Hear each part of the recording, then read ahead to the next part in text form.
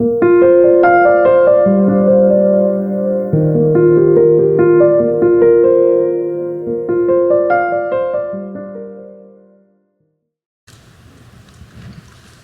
morning, and welcome. And I'd like to offer again a special welcome to any newcomers or visitors with us today.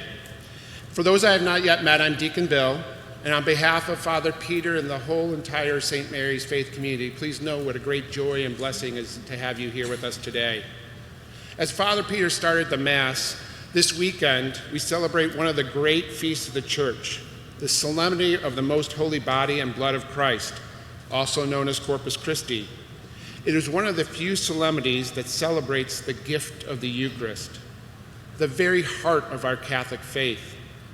As we know, the Eucharist is the source and summit of our Christian life. It is the real, loving presence of Jesus Christ, his body, soul, and divinity, truly present under the appearance of bread and wine.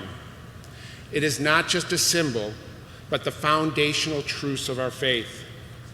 As I was praying over this mystery, and as I attended a preaching conference at Notre Dame this week, I found myself challenged to go deeper, asking not only what the Eucharist is, but more importantly, what the Eucharist is asking from us.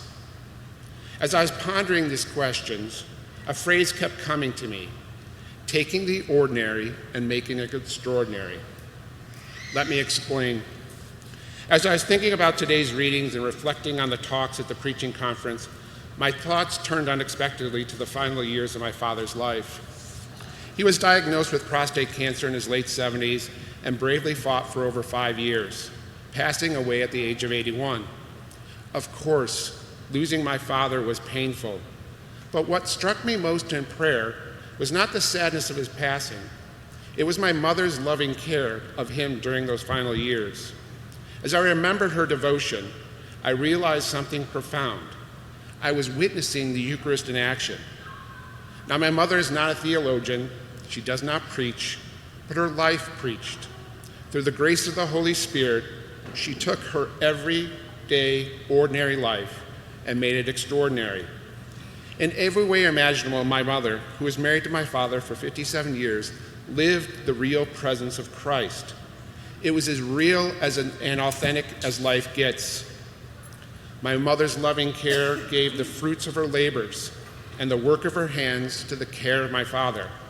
She fed him, she washed him, she comforted him. In a deeply real and sacrificial way, she broke herself open and poured herself out to him. She gave him her body and blood. However, she was not alone. My father gave himself as well. My father, with his body so very broken, poured himself out to her in every way he could, whether it was a soft word, a tender look, holding her hand, or a quiet "I love you." Together, my mother and father mutually lived out the Eucharist, a sacred exchange of self-giving gifts. They both became the real presence of Christ to each other. They took their ordinary and made it extraordinary. Now, we might expect to see the Eucharist alive in such sacred moments, in the caring of a dying loved one. But here's the truth, and I'm here to tell you, that the Eucharist and its love is no less present in the ordinary moments of our everyday lives. My friends, this is the heart of the Eucharist. This is the meaning of the Solemnity of Corpus Christi. Jesus is calling us to live Eucharistically, to take our ordinary and make it extraordinary in everything we do and with everyone we meet. Jesus himself is the perfect example of this. His entire life, his birth, his public ministry, his suffering, his death, and his resurrection was living out the Eucharist. His entire life was the institution of the Eucharist, frankly. Yes, he gave us the institution of the Eucharist at the Last Supper, but his life had already shown us what it means to be broken and poured out for the sake of others. It was all about taking the ordinary and making it extraordinary. Again and again, Jesus took what was simple and humble and transformed it. When he chose the 12 apostles, he didn't pick the most famous rabbis or the respected scholars. He chose fishermen, ordinary people, and made them extraordinary. He made them fishers of men. In today's gospel, we hear perhaps the most powerful of these examples. When the apostles came to Jesus, concerned about the hungry crowd, he says, "Give them some food yourselves." At first, this might seem a little harsh, but what Jesus wasn't dismissing them. What he was saying to them, he was inviting them to what he was saying was he was inviting them. And he was saying to them, "Bring me what you have, and I will do the rest." In other words, their simple, ordinary bread and fish, once blessed by God, became enough food to feed 5,000. As the gospel tells us, they all ate and were satisfied. From simple food, from ordinary hands, from humble gifts, all were satisfied. This is how God works. He works through the simple and the humble. Bread, not fine cuisine. Wine, not champagne. Fishermen, not Pharisees. He works with what is ordinary and makes it extraordinary. And you know what's the most amazing part about this? He still does it right here at every Mass. In a few moments, we will bring forward bread and wine, simple gifts to the earth. And through the hands of Father Peter and the power of the Holy Spirit, they will become the real body and blood of Christ. But you know what? Not only are the bread and wine transformed, we are.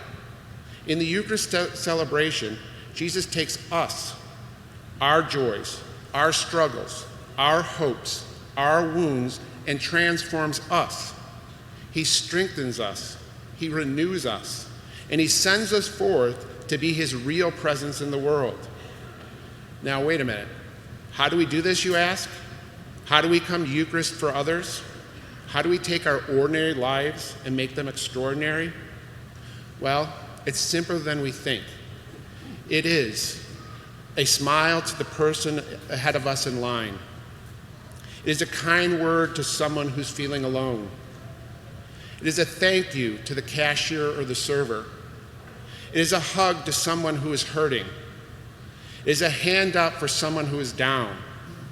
It's a heartfelt conversation with a friend.